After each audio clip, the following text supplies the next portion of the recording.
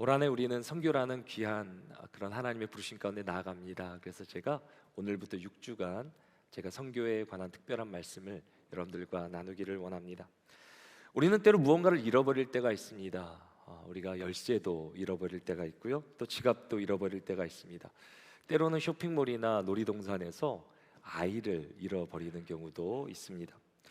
영국의 제임스 하워스라는 사람이 한 분 있는데요, 그분이 자기 잃어버린 것을 찾기 위해 10년간 이렇게 힘쓰고 있다 그럽니다. 급기야는 쓰레기 매립장을 뒤지게 해달라고 이렇게 시의 허가를 요청했는데요, 수백만 불의 기부금도 마다하지 않았다 그럽니다. 제임스가 잃어버린 건 뭐냐면 하드디스크라는데요, 컴퓨터의 정보를 이렇게 저장하는 그런 공간입니다. 근데 그 속에 무엇이 들어있냐면 비트코인 8,000개가 들어있었다 그럽니다. 여러분 아시는 분들 알겠지만 현재 시가로 한 5억 달러 정도 되는 엄청난 그런 액수가 되는데요, 이 비트코인 암호를 풀 수 있는 것이 그 안에 들어있으니까 얼마나 애가 타겠습니까? 이 하드디스크를 가방에 잘 보관하고 있었는데 동업자가 쓰레기인 줄 알고 버렸다 그럽니다. 그러니까 계속 찾아 헤매는 거죠. 근데 성경은 하나님께서 자신의 가장 소중한 것을 잃어버리셨다라고 말합니다. 그것은 하나님께서 친히 창조하신 아름다운 하나님의 나라입니다. 하나님은 모든 만물을 창조하시며 마지막에 우리 인간 또한 하나님의 그 가장 완벽한 형상 우리를 만드십니다. 그래서 우리 보고 그 하나님 나라를 다스리도록 우리에게 맡겨주십니다.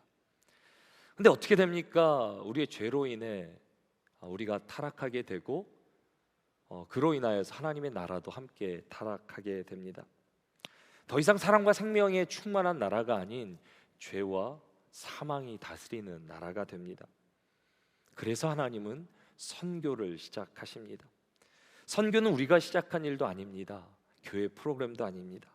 선교는 죄와 죽음이라는 거대한 쓰레기 더미 가운데 하나님의 백성들을 구원하고 하나님 나라를 회복하시는 하나님의 위대한 계획입니다. 지금도 하나님은 그 나라의 회복을 우리 가운데 말씀하시고 우리를 그 위대한 선교로 초청하십니다. 여러분들 지난 한 주 어떠셨습니까? 어떤 마음으로 직장에 나가시고 비즈니스를 경영하시고 가정을 돌보셨습니까? 우리는 매일 일상이 반복된다라고 생각하지만 영적인 눈으로 보면 하나님께서는 매일 우리를 찾아오시며 우리를 이 선교로 초청하십니다. 오늘 보면 21절에서 예수님께서는 아버지께서 나를 보내신 것 같이 나도 너희를 세상 가운데 보낸다 라고 말씀하십니다. 그래서 우리가 살아가는 직장, 학교, 우리의 가정은 하나님께서 우리를 세상 가운데 보내시는 선교지인 것입니다. 왜냐하면 선교는 하나님께 가장 중요한 것이고 선교는 바로 하나님의 속성이기 때문입니다. 이것을 미시오 데이, 하나님의 선교라고 부릅니다. 선교의 주권은 하나님께 있다라는 말이 됩니다. 선교는 하나님으로부터 시작됩니다. 범죄한 아담이 하나님을 먼저 찾은 것이 아니라 하나님께서 아담을 찾아오십니다. 아담이 범죄에 두려워 떨며 수치를 느끼며 하나님의 얼굴을 피해 숨어 있습니다. 그때 하나님께서 아담에게 찾아오셔서 어디 있느냐라고 물어보십니다. 이는 관계 회복, 아담을 회복시키기 원하신 하나님의 사랑의 음성입니다. 아브라함을 먼저 찾아오신 분도 하나님이셨습니다. 갈대아 우리에서 우상을 섬기고 아무런 소망이 없을 때 하나님께서 아브라함을 찾아오셔서 내가 너에게 복을 주고 너를 통해 열방을 축복하리라. 아브라함에게 복의 근원이 되는 통로가 되는 복을 주십니다. 또 하나님 광야에서 양을 치는 80세의 모세를 찾아오셔서 부르시고 또 들판에서 양을 치고 있는 10대 다윗을 찾아오셔서 이스라엘의 왕으로 기름 부어 주십니다. 그리고 주님은 오늘 본문에서 제자들을 찾아오십니다. 예수님께서 십자가에 돌아가신 후에 두려움에 떨어서 문을 잠그고 숨어있던 제자들에게 찾아오셔서 주님은 평강을 말씀하시며 그들을 세상 가운데 보내시겠노라 말씀하십니다. 성경은 인간이 하나님을 찾아가는 여정이 아닙니다. 끊임없이 하나님께서 우리를 찾아오셔서 그분의 사랑을 알게 하시고 그분의 나라를 회복하시는 것, 그것이 바로 성경입니다. 그리고 성경은 과거의 역사나 먼 곳에서, 먼 오지에서 일어나는 일이 아닙니다. 성경은 지금도 이 예배의 순간에도 우리를 찾아오셔서 그 하나님을 알게 하시는 하나님의 사랑의 이야기입니다. 여러분들은 언제 하나님의 사랑을 깨닫고 경험하셨습니까? 저는 믿는 가정에서 모태신앙으로 자랐습니다. 어렸을 때부터 말씀을 듣고 또 예배를 드리며 자랐습니다. 하지만 대학에 들어가면서부터 제 신앙이 흔들리기 시작했습니다. 더 이상 하나님이라는 존재를 믿지 않고 내 힘과 의지로 살아보려고 그렇게 노력했습니다. 근데 하나님이라는 존재가 사라지자 제 삶의 목적이 상실되게 되었습니다. 제가 꿈꾸는 미래보다 저는 그래도 상당히 괜찮은 미래를 꿈꿨는데 제 자신을 보니까 제 현실은 형편없는 거예요. 그거를 견디지 못하겠더라고요. 내가 꿈꾸는 미래는 화려한데 내 자신을 보니까 너무 초라하고 나약하고 평생 만족하지 못할 운명을 느끼며 세상을 삐딱하게 보기 시작했습니다. 그리고 이럴 바에 차라리 죽는 게 낫다라는 판단을 하게 되었습니다. 근데 막상 죽으려 보니 마음속에 There is more to life, 내 인생에 뭔가 더 있는 것 같다라는 생각이 들었습니다. 이렇게 인생을 끝내기는 너무 삶이 아까워 하나님을 한번 다시 찾아야겠다라는 제 안에 소망이 일어났습니다. 이 모든 것이 성령님의 저를 인도해 주심이라 제가 깨닫게 되었는데, 그래서 하나님 간절히 찾았는데 하나님께서 만나 주셨어요. 그리고 하나님께서는 하나님의 은혜를 깊이 경험하게 해주셨습니다. 내 영혼의 깊은 상처와 정말 내가 다른 사람에게 드러낼 수 없는 그런 아픔을 만져주셨고요, 내 심령을 세상이 줄 수 없는 걸로 채워주셨고 있는 모습 그대로 나를 받아주시며 하나님의 자녀됨을 확신하게 하셨습니다. 세상은 달라진 게 아무것도 없는데요, 저에게 모든 것이 달라졌습니다. 하나님의 자녀로 살아야 된다라는 목적이 분명해졌고 내게 능력 주시는 자 안에 모든 것을 할 수 있다라는 하늘의 믿음이 제 안에 일어나기 시작했습니다. 그래서 제 평생에 제가 가장 잘한 것이 무엇이냐면 그때 내가 내 삶을 끝낸 게 아니라 내 삶을 주께 맡긴 것, 그것이 저에게 평생에 가장 잘한 일이라 제가 지금도 생각합니다. 로마서 5장 8절 하나님의 사랑을 우리에게 이렇게 기록합니다. 우리가 아직 죄인 되었을 때 그리스도께서 우리를 위하여 죽으심으로 하나님께서 우리에 대한 자기의 사랑을 확증하셨느니라. 우리가 아직 죄인 되었을 때, 연약하고 부족하고 아무런 쓸모없고 하나님의 영광에 미치지 못했을 때 하나님은 우리를 사랑해 주셨다. 우리를 먼저 사랑해 주셨다. 그리고 우리를 위해 독생자를 아낌없이 죽이심으로 그 사랑을 확증해 주셨다. 성경은 말해줍니다. 이것이 미시오 데이, 하나님의 선교입니다. 하나님께서 우리를 먼저 찾아와 주시고 우리를 먼저 사랑해 주신다. 이것이 선교의 기초입니다. 제가 한번 이렇게 생각해 봤습니다. 하나님의 선교가 없었더라면 우리는 어떻게 됐을까? 하나님의 선교가 없었다면 우리는 하나님과 영적으로 완전히 단절되고 분리되었을 것입니다. 창조주 하나님이 누군지도 모르고요, 인간 하나님을 찾을 수 있는 존재가 아니에요. 무지하게 하나님을 찾지도 못하고 그저 이 땅에 하나님과 단절된 채로 살았을 것입니다. 그분의 생명도 영광도 깨닫지 못한 채 그저 세상을 살게 되고 더 나아가 죄의 지배와 심판을 받았을 것입니다. 우리 안에는 죄성을 이길 수 있는 능력이 없습니다. 그래서 하나님의 선교가 없었다면 우리는 죄의 노예가 되어 이끌려서 서로에게 상처 주고 상처받고 평생 고통 가운데 결국은 심판을 받는 인생을 살았을 것입니다. 그래서 결국 우리에게 남은 것은 영원한 형벌, 이것을 성경은 둘째의 사망이라 부릅니다. 하나님이 선교하지 않으셨다면, 하나님이 우리를 찾아주시지도 사랑하지도 않으셨다면 구원의 소망도 없습니다. 우리에게 남는 것은 하나님을 반역한 죄값의 심판입니다.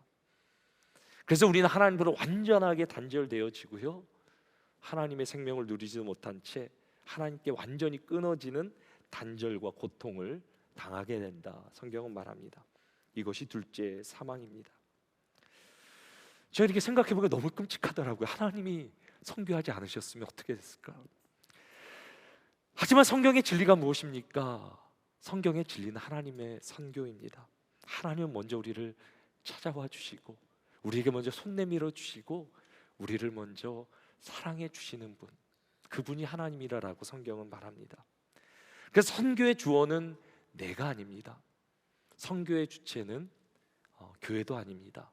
선교의 주권은 오직 하나님께 있습니다. 하나님께서 시작하셨기 때문에 지금도 하나님께서 선교를 이루고 계시며 그 하나님께서 선교를 완성하십니다. 지금도 하나님께서 우리 가운데 찾아오셔서 이 선교로 초청하시는데요, 선교는 우리가 뭔가 막 대단한 것을 하는 것이 아닙니다.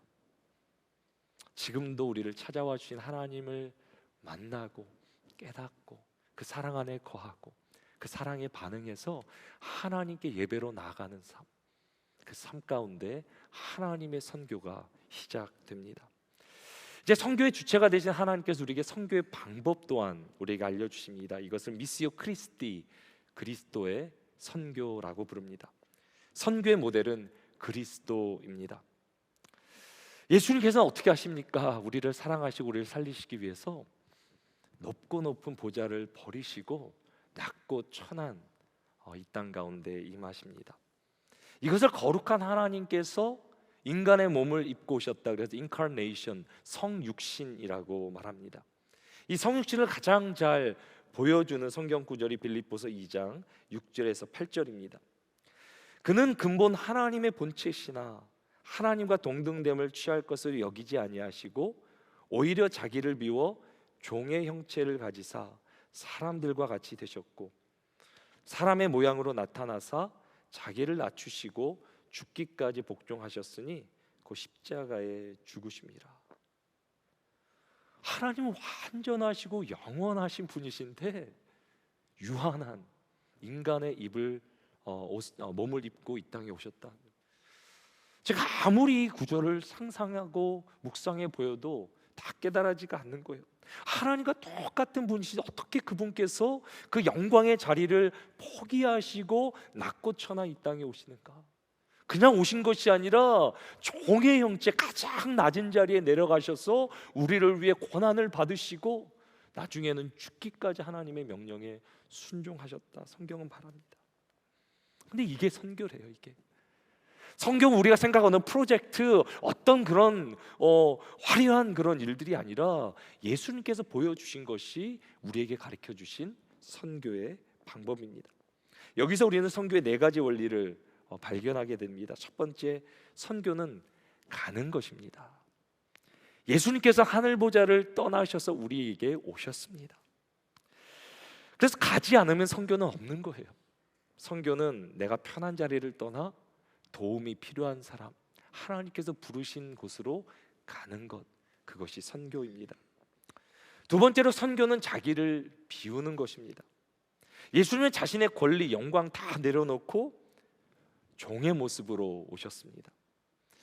선교는 내 자랑, 내 경험, 내 능력, 내 실력을 드러내는 것이 아니라 내가 선교해야 되는 복음을 전해 상대방의 눈높이에 맞춰주는 것, 내 자신을 비우는 것, 그들의 문화를 배우고 언어를 배우고 그들의 마음을 헤아리고 그들에게 주님과 같이 가장 낮은 그들의 눈높이에서 복음을 전하는 것, 그것이 주님이 가르쳐 주신 선교의 방법입니다.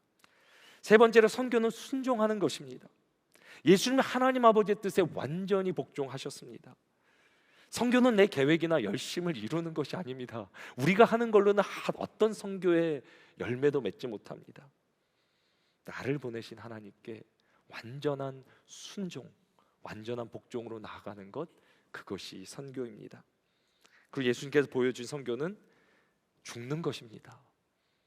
이거 외에 방법이 없습니다. 예수님은 우리를 위해 십자가에 달려 돌아가셨습니다. 한 알의 밀이 땅에 떨어져 죽어야 열매를 맺는 것처럼 우리도 예수 그리스도 안에 죽어야 다른 사람을 살릴 수 있다. 영혼을 구원할 수 있다라고 성경은 우리에게 가르쳐 줍니다.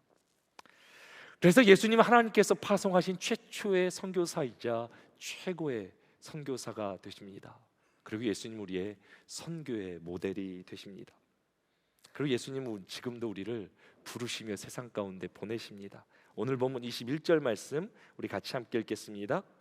너희에게 평강이 있을지어다. 아버지께서 나를 보내신 것 같이 나도 너희를 보내노라. 하나님께서 우리의 삶 가운데 평강, 하늘의 샬롬을 선포하시며 우리를 세상 가운데 보내신다라고 말씀하십니다. 저는 아까 말씀드린 대로 대학교 때 하나님의 은혜를 깊이 경험하게 되고요, 선교지에서 하나님께 선신했습니다. 그래서 제가 선교사가 되고 싶었어요. 저는 제 젊음을 땅끝에서 하나님께 정말 최고로 드리고 싶었어요. 하지만 하나님은 저를 이민교회로 인도해 주셨습니다. 그래서 하나님께서 저에게 불러주신 선교지는 이민교회입니다. 이민교회 가운데 나를 비우고 하나님께 순종하고 성도들을 위해 죽는 것, 그것이 저의 선교입니다. 어떤 선교사님들은 저에게 이렇게 말씀하시더라고요.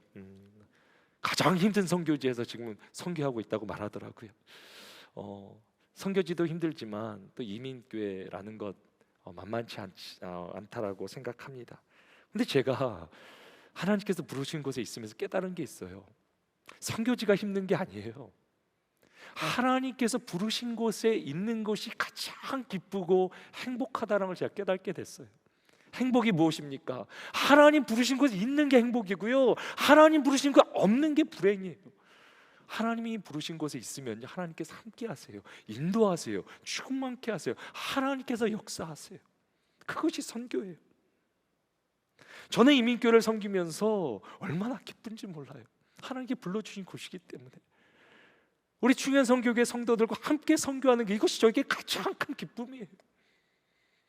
저는 한때 중국이나 남미나 아프리카의 오지에서 정말 하나님께 내 삶을 드리는 꿈꿨지만, 하나님이 부르시는 이곳, 우리 성도들과 함께 선교를 꿈꾸며 하나님께 순종하며 나가는 것, 그것이 저에게 가장 큰 선교의 기쁨이에요.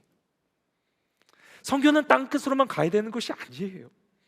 우리의 가정과 일터, 하나님 부르시는 그 모든 것이 선교지예요. 하나님께서 우리를 선교사로 불러주세요. 그런데 만약 주님이 여러분들을 다른 민족으로 부르신다면 순종하세요. 나가세요. 그것이 여러분들이 충만한 인생을 누리는 방법이에요. 제가 대신방하면서 우리 성도들이 어떻게 예수님을 믿게 되었나, 이렇게 제가 질문을 가끔 이렇게 하게 돼요.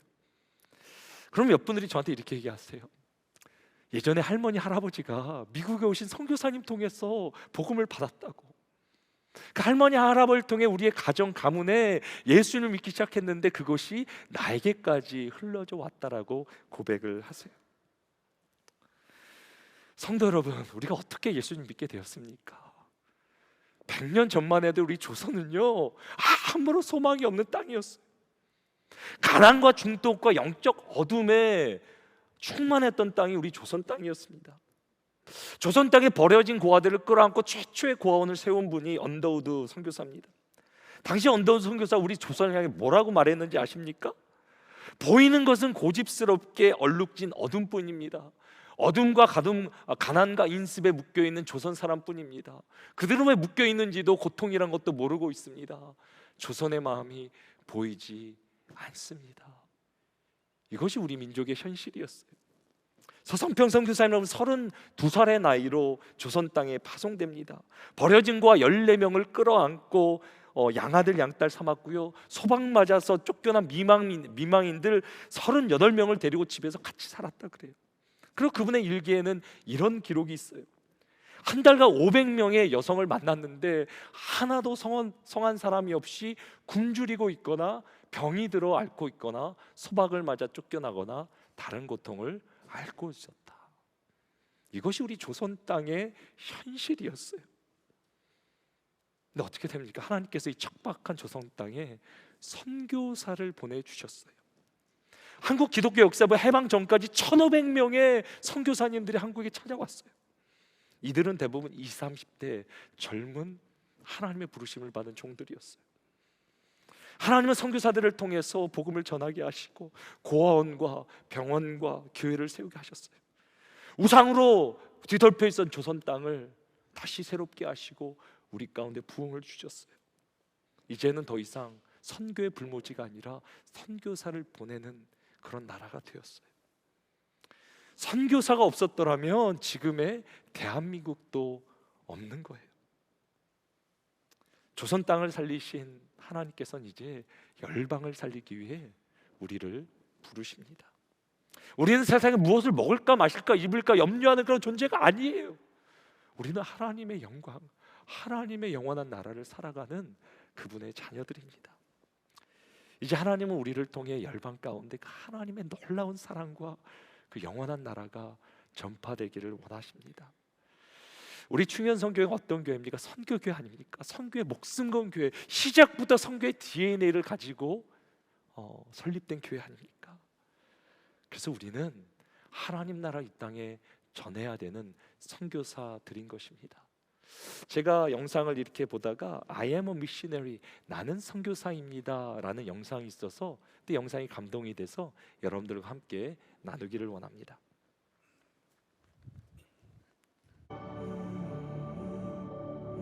태초에 하나님께서 자신의 형상대로 사람을 창조하셨습니다. 하지만 죄가 이 관계를 깨뜨리고 우리는 하나님의 형상을 잊어버렸습니다. 그래서 하나님께서는 선교사를 만드셨습니다. 하나님께서 말씀하셨습니다. 나는 필요하다.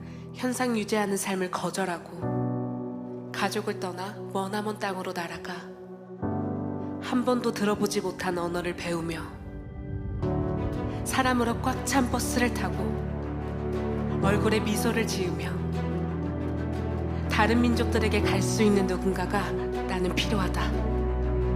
그래서 하나님께서는 선교사를 만드셨습니다. 하나님께서 말씀하셨습니다. 나는 필요하다. 오랜 시간을 기도하고 탄식과 간구로 중보하며 그들의 상처를 닦아줄 누군가가 나는 필요하다.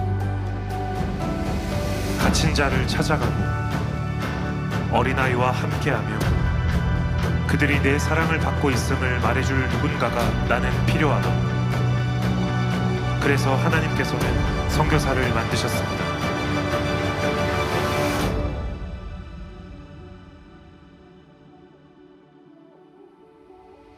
하나님께서 말씀하셨습니다. 나는 필요하다. 정직하고 용감하며 은혜와 자비, 긍휼이 충만하여 두려움과 수동적인 태도에서 벗어나 참된 정체성을 알고 행하는 사람, 사랑으로 불타며 진리의 허리띠를 띠고 하나님의 영광을 찬란하게 나타낼 누군가가 나는 필요하다.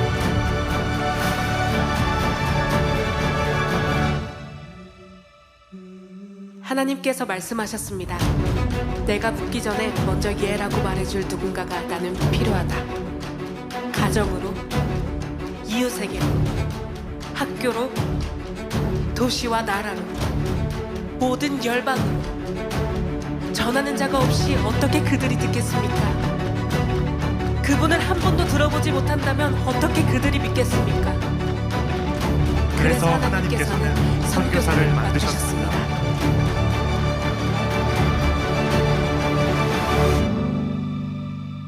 나는 선교사입니다. 나는 선교사입니다. 나는 선교사입니다. 나는 선교사입니다. 나는 선교사입니다. 나는 선교사입니다. 나는 선교사입니다. 나는 선교사입니다. 나는 선교사입니다. 나는 선교사입니다. 나는 선교사입니다.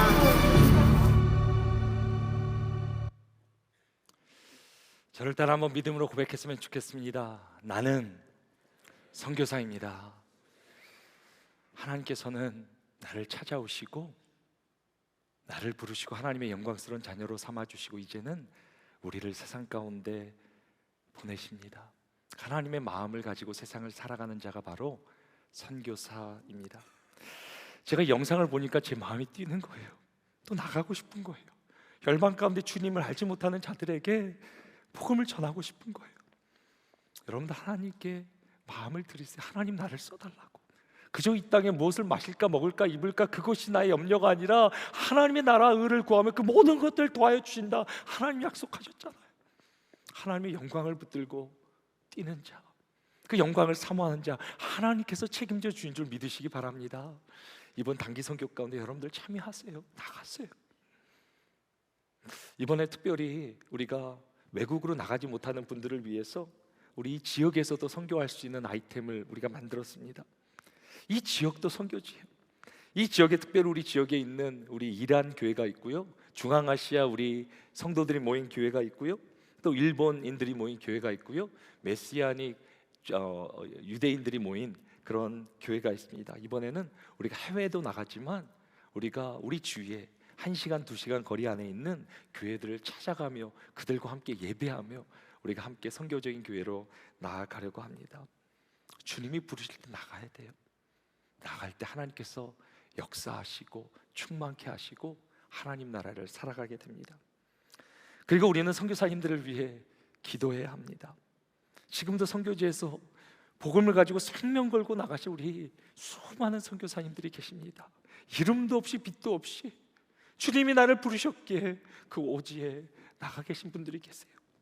저희 교회도 현재 18지역에 35명의 선교사님들이 생명 걸고 복음을 전하고 계세요. 그리고 우리 선교사님들에게는 우리의 기도가 절실하게 필요합니다. 우리가 기도할 때 어떤 역사가 일어나요? 성령이 임하시고 권능이 임해서 하나님 나라를 증거하는 놀라운 증인의 역사가 일어난다라고 성경은 말하고 있습니다. 우리는 최선을 다해 하나님 선교에 동참도 하고 하나님의 마음을 알기를 원하고 그리스도의 그 성육신의 삶을 살기 원하지만 우리는 알아요. 우리 안에 하나님의 선교를 이룰 수 있는 능력이 없다라는 사실을. 그래서 하나님께서 누구를 보내주십니까? 성령을 보내주십니다. 이것이 미시오 스피리투스, 성령의 선교입니다. 선교의 엔진은, 선교의 동력은 그 성령의 권능입니다. 그래서 예수님 제자들 세상에 보내시며 성령을 받으라 말씀하십니다. 오늘 본문 20절과 21절입니다. 예수께서 또 이르시되 너에게 평강이 있을지어다. 아버지께서 나를 보내신 것 같이 나도 너희를 보내노라. 우리 22절 같이 읽겠습니다. 이 말씀을 하시고 그들을 향하사 숨을 내쉬며 이르시되 성령을 받으라. 주님께서 제자들을 이렇게 세상 가운데 보내시는데요, 마지막에 뭐라고 말씀하세요? 이 말씀을 하시고 그들을 향하 숨을 내쉬며 이르시되 성령을 받으라. 이것은 재창조의 역사를 말하는데요, 하나님께서 인간을 지으시고 흙으로 빚으시고 그 코에 숨결을 주시죠. 그래서 생기가 되게 하시는데요, 이제 다시 예수님께 말씀하시는 거예요. 제자들을 보내시면서요, 숨을 내쉬며 성령을 받으라. 성령이 임해야 생기가 된다라는 거예요. 성령이 임해야 하나님의 사명을 감당할 수 있다라는 거예요. 성령이 임해야 선교할 수 있다라는 거예요. 우리의 힘과 능력으로 되지 않는데 성령이 임하시면 하나님 나라의 증인이 된다라는 것입니다. 제자들은 두려워 떨며 다락방에 숨어 있었는데요, 성령이 임하시니까 어떻게 됩니까? 그들이 담대한 믿음을 갖게 되고요, 뛰쳐나가요. 예루살렘과 온 유대 사마리아 땅끝까지 이르러 예수 그리스도의 증인이 되는 놀라운 삶을 살게 됩니다. 성령이 임하시면 권능이 임하며 하나님 나라의 놀라운 역사가 임하게 됩니다. 성령의 권능이 선교의 엔진인데, 그렇다면 성령은 언제 임하게 됩니까? 우리가 기도할 때. 다른 방법이 없어요. 약속하신 것을 기다리라. 성령을 사모하며 기도할 때 성령 하나님께서 우리 가운데 충만하게 임하신다라고 말합니다. 그래서 선교는 기도로 하는 것입니다. 우리가 계획도 세우고 프로젝트도 하고 여러 가지 일도 하지만 선교는 그렇게 하는 게 아니에요. 우리의 힘과 능으로 한 영혼도 변하기 싫었고 악한 영들을 대적할 수도 없어요. 영적 전쟁이에요. 하지만 우리가 기도할 때 성령이 임하시고 권능이 임함으로 우리가 비로소 선교하는 하나님의 거룩한 자녀들로 살게 됩니다. 성경의 어떤 역사입니까? 성령이 임하시자 어떻게 됩니까? 제자들이 담대하게 성령 충만으로 말씀을 전하게 되고요, 성령 충만하자 악한 영들이 떠나가게 되고요, 병들이 고침을 받게 되고요, 성령이 임하시 어떻게 됩니까? 지진이 일어나고 옥문이 열리고 묶였던 것이 풀어지는 놀라운 자유의 역사가 성령 충만을 통해 기도할 때 일어나게 됩니다. 그래서 우리가 기도해야 돼요. 기도하는 것이 선교하는 거예요. 특별히 제가 여러분들에게 특별한 기도 제목 하나 부탁드리려고 합니다. 우리가 파송한 선교사님 가운데 김정욱 선교사님이라고 계십니다. 우리가 예전에는 김바울 선교사님이라 그렇게 선교명을 했는데요, 저희 교회에서 2012년 12월에 파송했어요. 북한으로 파송했어요. 그리고 1년이 지난 2013년 10월 8일 날 북한에 억류되셨어요. 이것을 알고 계시는 분들도 계시고 모르는 분들도 계실 거예요. 그리고 13년이 지난 지금까지도 우리 선교사님이 북한에 억류되어 계세요. 한번 생각해 보세요. 내 가족이 북한에 13년간 억류되었다 생각해 보세요. 지금 눈물로 기도하실, 안타깝게 기도하실 사모님의 심정을 생각해 보세요. 선교사님이 애타게 기다리는 두 아들과 가족들을 생각해 보세요. 현대 선교 아버지라 불리는 윌리엄 캐리는 선교지 인도로 떠나면서 이렇게 성도들이 말했다 그러죠. 나는 깊은 갱도에 내려간다. 영혼들을 구하기 어두운 갱도에 내려간다. 제발 밧줄을 붙잡아 달라. 나는 내려가지만 이 밧줄을 붙잡아 달라라고 윌리엄 캐리는 성도들에게 부탁합니다. 그 밧줄이 무엇이겠습니까? 기도 아니겠습니까? 선교사님들의 절실한 것이 기도인데 지금도 북한에 억류돼요. 정말 그들을 살리고자 정말 주님의 부르심 가운데 나아갔는데 우리 선교사님이 가장 필요한 것이 무엇입니까? 기도 아니겠습니까? 근데 어느 순간 선교사님이 우리의 기억 가운데 사라지고 아무도 기억 못하고 우리를 대신해서 그 땅에 나가셨는데 이제는 한국 정부도 미국도 교회도 기억하지 않고 기도하지 않는 우리의 모습을 보게 됩니다. 이제 김정욱 선교사님이 억류되신 지 4,000일이 지났습니다. 그리고 더불어 김국기 선교사님이란 분과 최춘길 선교사님이 아직도 북한에 이렇게 세 분이 억류돼 있습니다. 그래서 하나님께서 이번에 이렇게 은혜를 주셔서 이분들의 석방을 촉구하는 그런 운동을 일으키시기 시작하셨고요, 그 서명 운동을 미주에서 하게 됩니다. 그리고 김종욱 선교사님이 저희 교회 파송 선교사님 때문에 저희 교회가 좀 앞장을 서달라는 부탁을 받게 되었습니다. 그래서 이번 주 목요일 날 이 서명 운동을 위해서 우리가 기자회견이 있게 되고요, 미국 전 지역에서 우리 선교사님의 석방을 위한 서명 운동이 시작되게 됩니다. 제가 요즘 이렇게 정세를 이렇게 보잖아요. 이란에서 일어난 일들 여러 가지, 하나님께서 이루어 주실 것 같은 그런 생각이 드는 거예요. 아무도 북한과 대화하지 못하지만 미국만 할 수 있잖아요. 근데 우리가 정말 기도할 때 하나님께 역사해 주시겠다라는 그런 마음의 그런 믿음이 드는 거예요. 서명 운동도 중요하지만 성도 여러분 기도해 주시기 바랍니다. 우리 선교사님, 우리를 위해 나가셔서 지금 억류돼 있어요. 그리고 우리가 기도할 때 성령이 임하시면 놀라운 역사가 일어나게 되는 줄 믿으시기 바랍니다. 옥문이 열리고요, 자유케 되어 정말 하나님 살아계심이 그 땅 가운데, 우리 북역 땅 가운데, 온 열방 가운데 하나님의 소식이, 하나님의 복음이 전파되게 되기를 주님의 이름으로 축원합니다. 우리 마지막으로 사도행전 1장 8절 말씀 우리 같이 한번 믿음으로 고백하십니다. 오직 성령이 너에게 임하시면 너희가 권능을 받고 예루살렘과 온 유대와 사마리아 땅 끝까지 이르러 내 증인이리라 하시니라. 아멘. 하나님이 선교를 시작하셨습니다. 그리고 그 방법은 예수 그리스도의 성육신입니다. 그 선교를 일으키는 동력은 성령 하나님이십니다. 그래서 선교는 성삼위일체 하나님의 놀라운 작품입니다. 이번 한 주 하나님이 부르시는 그 자리, 선교의 사명을 감당함으로 올해 우리에게 주신 증인의 삶을 살아가는 우리 모두가 되기를 주님의 이름으로 축원합니다.